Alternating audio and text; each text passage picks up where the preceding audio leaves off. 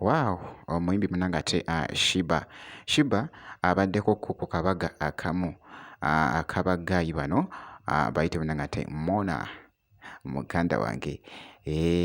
Kaakati nno omukyala abadde very happy nnyo kw'ossa ate nga abadde munanga ate smart. So ngenda kubeera nga nkuzannyiramuko mu katambi ako so nga ate Kalole Kasiita amazaalibwa ge munanga ate gentandise nago. Kalole Kasiita awezezza munanga ate emyaka 37.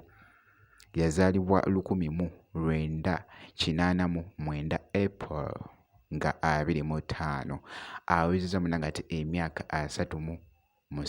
So happy birthday munanga ate eri Kalole Kasiita. So kankwongereyoko ne Shiba wabula nga ate maaso awo Bianca avuddeyo munnange era nga yalokose dda abaddekoko ne byakakaso wano ku kyaki bingi nnyo ngenda kubeera nga mbikutuusakoko mu maaso awo wabula nga ate Shiba abaddeko munnanga ate ku kabaga kano akabagaayi bano bayite munnanga ate Mona era nga badiringira nnyo munnanga ate mu bya makeup era nga by the way gwe buli w'olaba Shiba nga atemagana nga yenna ayaka ku nkola ya makeup bagaayi bano bakimukwatiramu nnyo era nga abaddekoko munnanga ate ku kabaga kaabwe kano nga boogezako okulaba Shiba kalungi.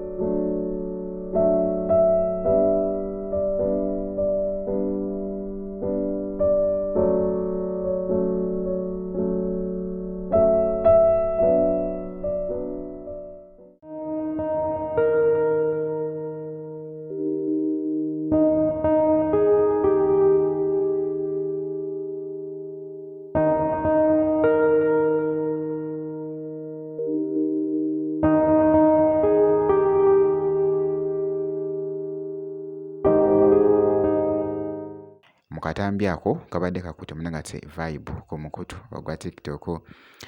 So Bianca yakamala okuvaayo n'agamba nti nno akyuse era nga ku bimu munnanga ate bye yakoze ebiragira ddala nti nno akyuse kwe kuggyamu munnanga ate bupini okwewummula mu matu ku nnyindo ku kkundi byonna yabiggyeemu wabula n'enviiri nazo n'azisala era ng'ali mu gamba wano mu katambi nti buli Sande waliwo nno gy'agenda okubeera nno ng'asabira nga bw'ogezaako okulaba akatambi ako.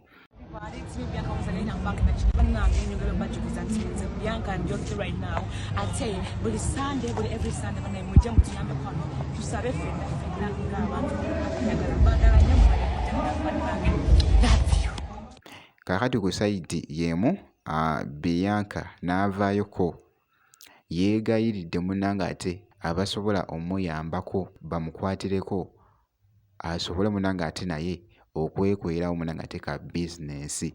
Omwana mulenzi ono alina ebintu munnanga ate bye yakuguka by'ategeera munnanga ate obulungi nga bw'ogezaako okulaba by'abadde munnanga ate annyonnyola.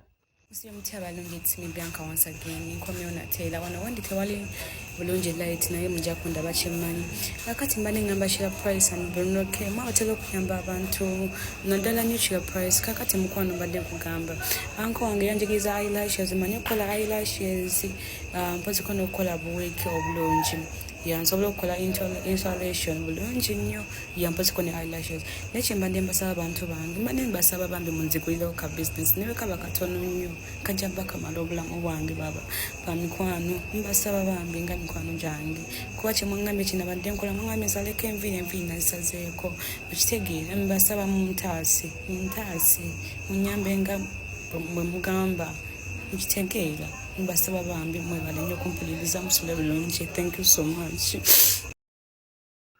So mu katambi ako aka Bianca era nga kabadde kakutumira nga te Vibe.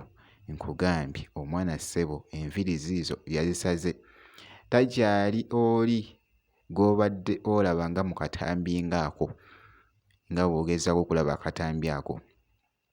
So bw'atyo Munnangate Bianca bw'akakasizza era nga bw'akyakakasa ali mu tulaga nti nno yakyuse Munnangate okwetooloola. So ky'olina okukola kusubscribinga, ebisigadde byonna tujja kubeera nga tukuwa update yonna gwe kasita obeera ng'osubscribinze.